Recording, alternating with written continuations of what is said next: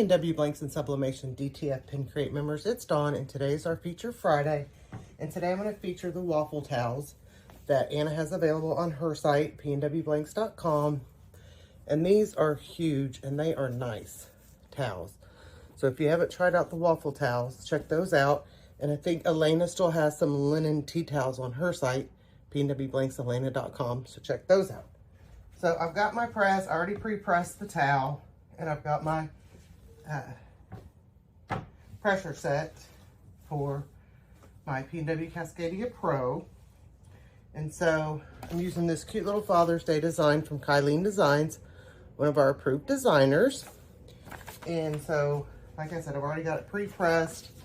I am going to put blowout paper underneath just in case. I haven't done towels in a while. I don't think you need it, but it's better safe than sorry. Okay.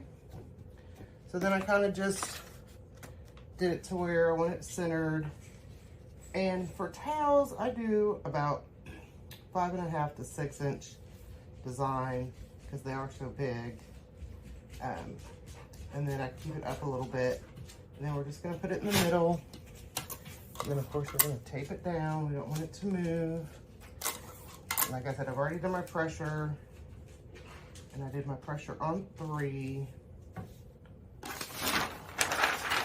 then put my blowout paper on top.